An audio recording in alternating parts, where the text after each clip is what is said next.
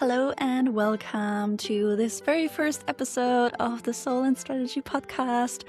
I am so excited that you're here. Thank you for tuning in for, the first episode that we are recording here. And because it is the first episode, I wanted to share a little bit more about me, my story, how I came to become a spiritual life coach and soul business coach, and also point out a few takeaways for you here to help you along the path, whether that's, for example, that you have a calling, but you haven't taken the steps forward, or maybe you're stuck in a little bit of self-doubt and you think it might never work out. So I'll point out a few things here and there that help me move forward, and I hope that this episode is inspiring you to, go for your dreams and make it happen. Becoming a spiritual life coach or a business coach is obviously not the thing that you'll become once you leave high school.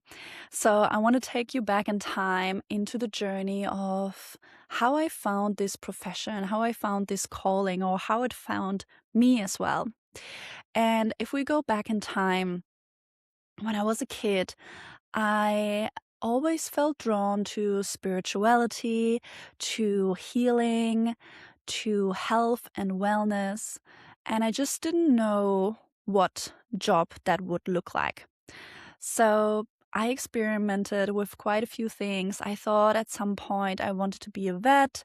I did an internship at a hospital. I also like creativity, so I did an internship at an architecture office in London. And at some point I thought I would join the police because I really loved being outdoors and just kind of having this adventurous vein or value, I guess, within me. And I always knew I didn't want to do a corporate job, even though I didn't know what a corporate job actually meant. But I just felt this idea of sitting in an office all day and, sitting in front of the computer was just not appealing to me. And I tried all these different things, but it never really felt like I found my thing, I would say. So even when I was doing the internship in the hospital, just being surrounded by so much like sickness and death and just the feeling in the hospital just didn't make me feel like I wanted to be and work there. So when I then left high school, I came to Australia. I lived here for a year.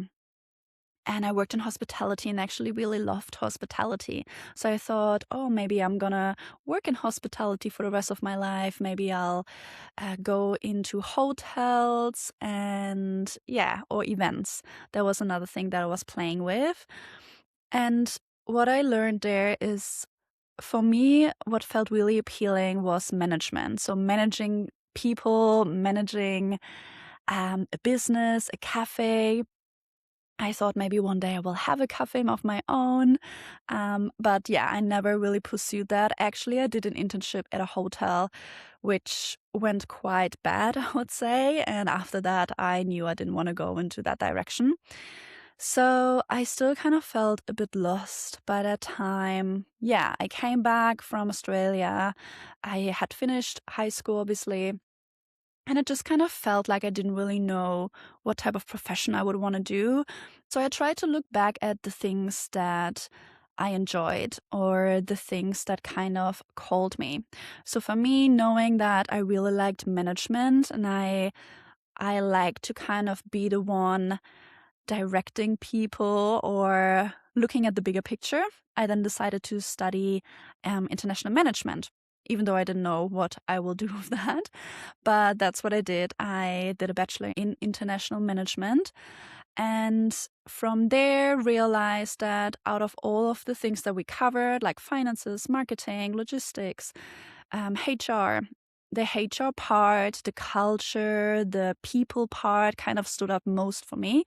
So I thought, why not going into HR? So even though at the beginning I didn't want to do a corporate job, I actually ended up being in a HR job. So I came to Australia to do my master's in HR, and At that time, it was just a few weeks before they closed the border because of COVID. So in Australia, if you're not from here, or you don't know about this, but during COVID, Australia actually closed the borders, which meant that I could have left Australia to go back to Germany, but I could have not re-entered, or if I was outside Australia, I would have not been able to travel to Australia. So COVID hit at, when was it? At the end of 2019, right? And I just arrived in February 2020 to Australia, literally just 2 or 3 weeks before they closed the border. So it was really tight. And I often think back about that and think that it was just meant to be, because I also was playing with the idea of starting a job in Germany first and then doing the master sometime later in my life. But yeah, just that decision to come to Australia at that time was probably just divine timing, because the borders were closed for about 2 years or 2.5 years. So obviously my life would have panned out completely different if I hadn't decided to travel to Australia at the time I did. So when I came to Australia and I did my master's, it was interesting, but it wasn't really lighting me up. During COVID, I also got a part-time job in HR. And I remember, even when I was just doing it part-time, and then later on I worked in that company full-time, I just felt that sense of, that can't be it. Is that everything? Like, I just kind of doubted that that's going to be the thing that I'm going to do for the rest of my life. And I had just started. Maybe I was like half a year into that profession, and it already felt misaligned. And I thought, oh my God, like, what am I going to do? And I thought I'll just continue for a bit, and maybe it gets better as I progress, as I get more responsibility. Things might be more interesting, less admin heavy. But something in me deep down knew that it wasn't the right fit. And around that time as well, during COVID, I practiced yoga every day through the live stream. And with that studio, I then also later on found out that they're doing yoga teacher trainings. So I had been to the studio also in person. I really liked the teachers. I liked the vibe. I felt really connected. And something really called me to this training. And they had an offer of a part-time training, which meant on the weekend, every second weekend, so Friday to Sunday. And they had a full-time training, which was Monday to Friday, over a shorter period of time. And because I was obviously already working, the full-time was not really an option, but then I opted for the part-time training. And that was probably the moment where I felt like I found that calling. Before, I didn't really know what to do with my life, and I didn't join the yoga teacher training to become a yoga teacher. I joined because I was genuinely just interested in learning more about yoga, learning more about why I felt the way I felt after class and in class. And it was just a way for me to study it to a deeper level. But during this training, I just felt so immersed and so focused. I have never ever felt that focused in my life.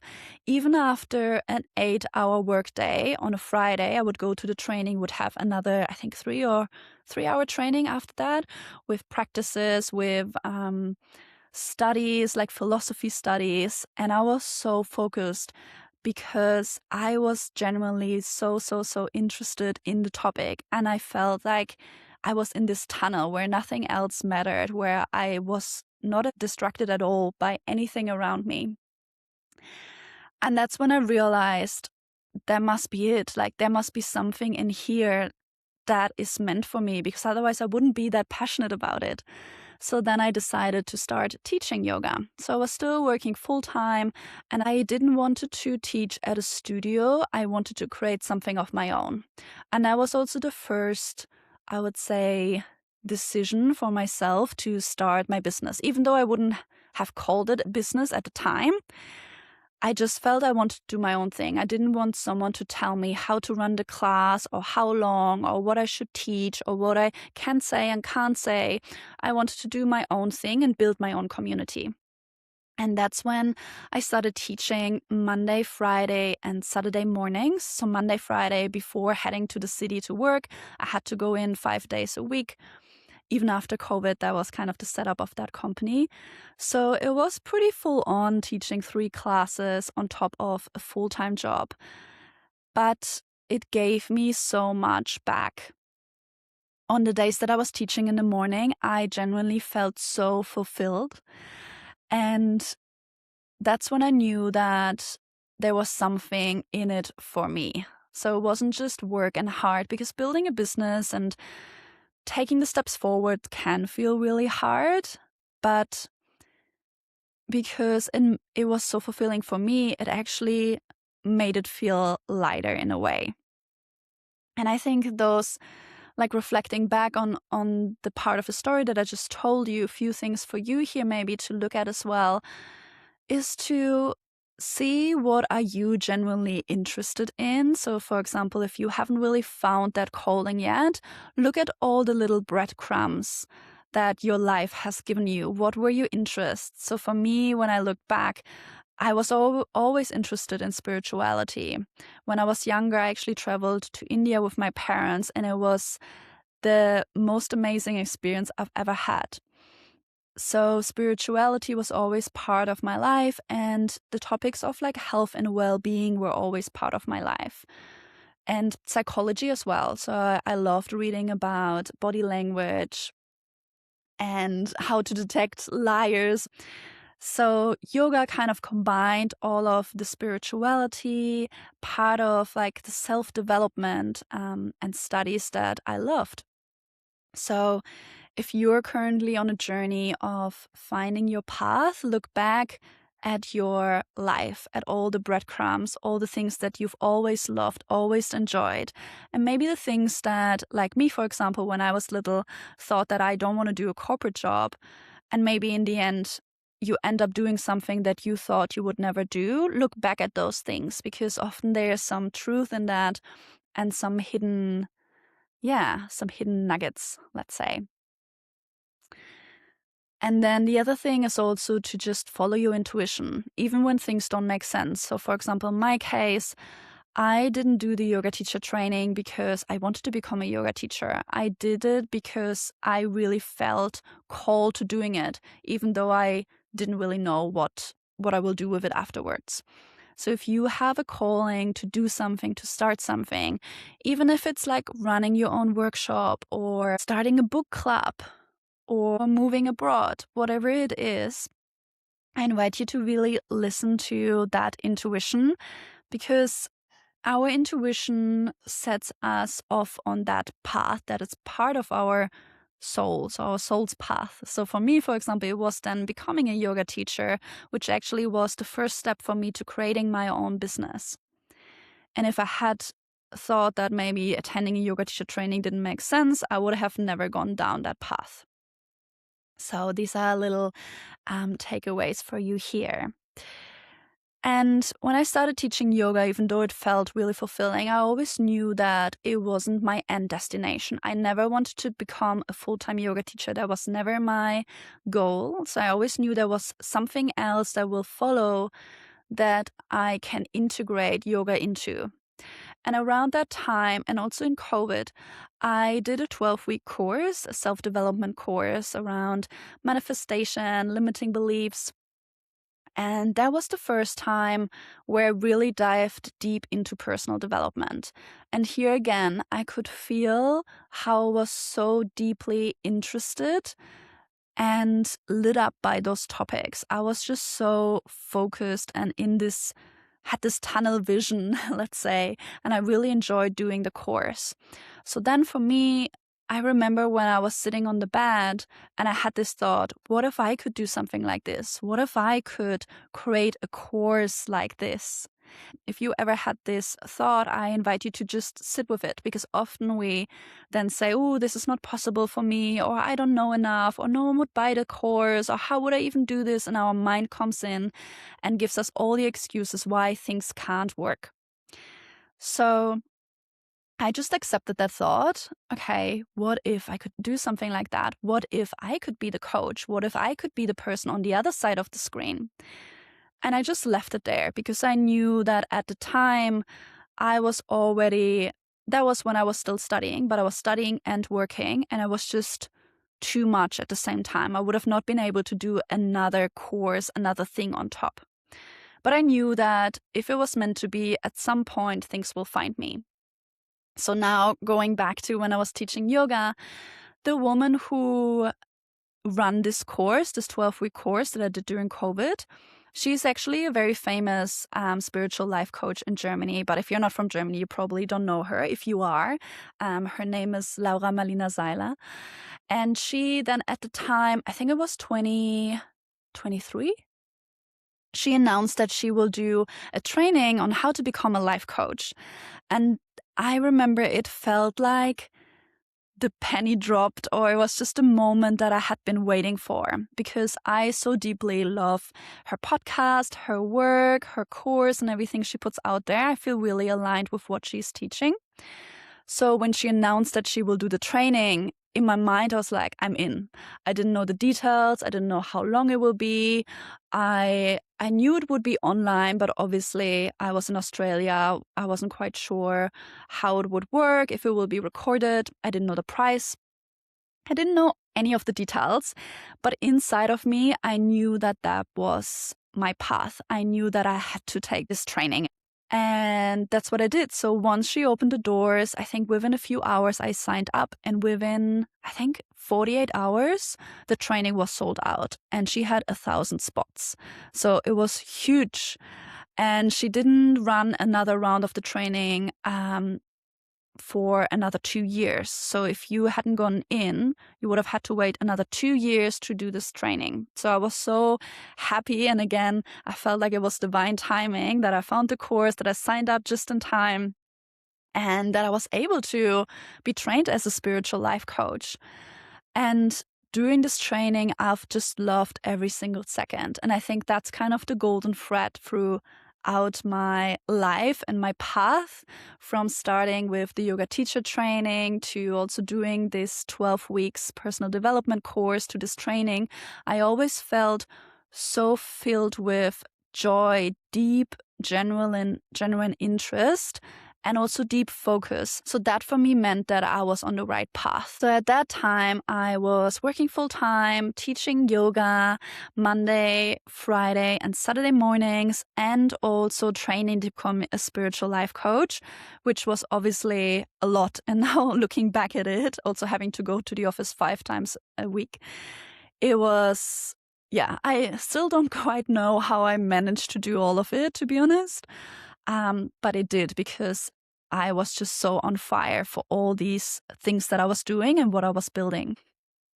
And then during the training, so the spiritual life coach training was 8 months long, plus I did another 4 weeks of, it was called business activation, where they teach you all about building a business. During the 8 months of the main part of the training, I was actually made redundant from my full-time job in corporate.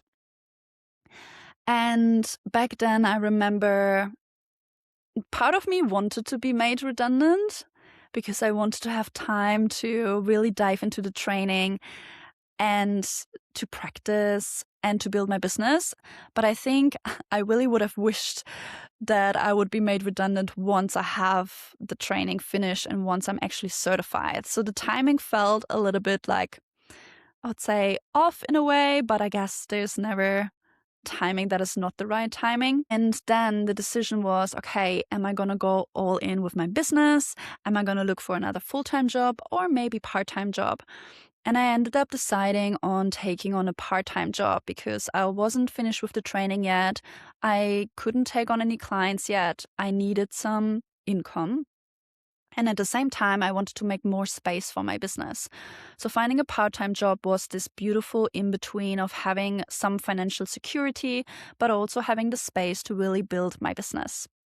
And so, yeah, that's what I did. And I think that was probably the best decision, because now looking back, building a coaching business can take quite a while. And I know that a lot of people don't like to hear this, and they think that they can replace their full-time income within 3 to 6 months or maybe a year. And yes, that might be the case for some people, but realistically, it does take some time.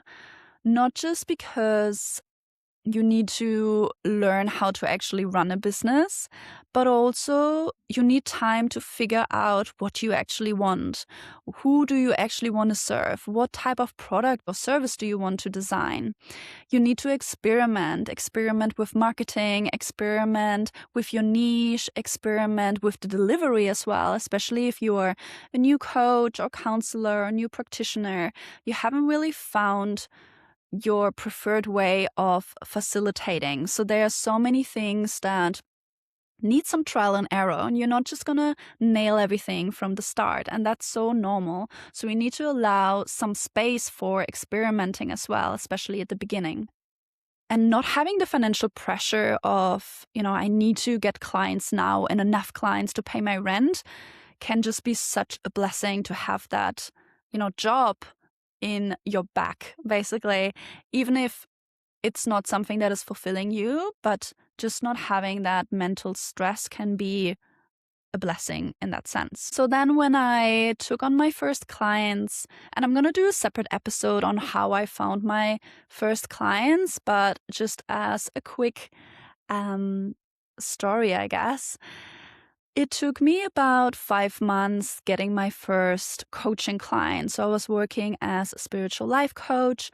And during those 5 months, it was quite hard because I doubted a lot if this will ever work. I asked myself, what am I doing? What am I doing wrong? Why is this working for other people? Why is it not working for me? When am I ever going to have my first client or my second and my third? And it took quite a few months for me. So coming back to, people wanting to go full-time within 6 months, I took 5 months to just get one single client. So that was quite some time. And the way how I made my first client was through in-person workshops. So when I was teaching yoga, I already started doing some women's circle with other women. So I would pair up maybe with a sound healer, and I would teach the yoga part. I would do visualization and integrate some journaling questions from my coaching training. And they then would do the sound healing and some cacao ceremonies. And from those workshops, they all went really well and we sold them out, but I never attracted any coaching clients. So it wasn't until I did my own workshop by myself, so my solo workshop, that I then, on the back of that, first signed my first client, and then the second client that I had actually came from the same workshop just a few months later. So I started as a spiritual life coach, and then over time I moved into confidence coaching, so being a confidence coach, because I realized that most people who wanted to be coached by me, there was some kind of confidence piece that they wanted to shift. And also when I looked back at my life and how people perceived me, a lot of people actually told me that they think that I'm quite confident, even though I didn't really perceive myself as someone who is very confident. So I kind of leaned into what I called quiet confidence. So not the extroverted, loud confidence that some people think confidence is, but into that inner grounded confidence. And that then became my niche. So as I then worked as a confidence coach, I attracted a lot of people who wanted to start their own business. If it was an art business, or they were a naturopath, counselors, other coaches. And that's when I moved into business coaching. It was also a bit of a journey because I actually didn't want to be a business coach. I had some negative mindset around business coaches and being a business coach. And I just didn't feel aligned with the term business coach. So it took me quite a while to just accept that that's probably my path. And that's actually also what I enjoy. Because the thing right now for me with my clients, what I like is that we work with the spiritual life coaching tools. So we work with limiting beliefs, we work with fears, with doubts, building inner confidence. And we also work with setting up the strategy and the plan and the tangible goals to get them where they want to be with their soul-led business. And I've always been someone who is very organized and logical and can see the bigger picture. So those two things for me is the perfect combination, because with sometimes spiritual life coaching, I felt that we were obviously most of the time doing the inner work, and I wanted something else tangible to work towards too, which now with business coaching, that's what I'm doing. So once I surrendered to, okay, I'm going to be a business coach, it actually felt so much easier. And I found my way of business coaching. So not being someone who is extremely salesy or pushy or kind of pushes their blueprint and roadmap and strategies onto someone else, but I want to be a business coach who holds space for other people to implement what actually feels right for them and aligned to their heart. So, coming back to the story and what you can take away from here, because a lot of time I see people thinking that they need to choose a niche and they need to stick to it. So if you look at my journey, I started as a yoga teacher, and then I went into spiritual life coaching, confidence coaching, and then business coaching, all within a span of 3 years. So it happened actually quite quickly. And I want you to take that away with you, that if you're now finding out your niche, your target audience, who do you want to work with, make a decision, decide and commit to something, and you have always permission to change it down the track, even if it's just a few months later. You don't need to stick with it for the entirety of your business. So it's all an evolution, and you're allowed to grow, and your target audience is allowed to change, and your business is allowed to change. I actually fairly recently decided to step away from teaching yoga. So it's always been a big part of my business and the workshops and the classes and the community. But I just felt like I want to focus on my coaching business. I want to start this podcast, for example, and there's only so much time in a day that I have. So I actually closed down my regular classes. I still do a few cover yoga classes here and there, a few workshops here and there, but it's not really a focus of my business anymore. So I see my yoga as the start of my business as a season that I've now outgrown. Now I've turned towards coaching, and I want to grow and expand and scale that part of the business. So you're also allowed to start something and then let it go, because we all do. If you look at any successful business owner, they've all had memberships or courses they opened, they were successful, and at some point they closed them because they didn't feel aligned anymore. And that's also totally okay. So that takes me to where we are currently at, which is here in this podcast, me being a spiritual life and soul business coach with a little bit of yoga here and there sprinkled into. And I hope you enjoyed this episode and learning a little bit about my journey, and maybe you've had some takeaways as well from everything that I've learned, everything that I've done. And I really invite you to look back at your own journey, at those golden nuggets, and allow yourself to change, allow your business to change, and just start somewhere. It doesn't have to be the thing that you're going to do for the rest of your life. It doesn't have to be the thing that is the main revenue driver for the rest of the lifespan of your business. Just start somewhere. If you want to do that workshop, if you want to teach that class, if you want to coach someone, just start, even if it's just for free, and then see where it takes you. See if it actually lights you up. See if you feel called to doing more of it. And that's when you start building that momentum and you start creating that business. So thank you so much for tuning in, and I'm excited to see you for the next episode. If you enjoyed this, please share and rate this podcast as well, so that will help the podcast to go out to more and more people.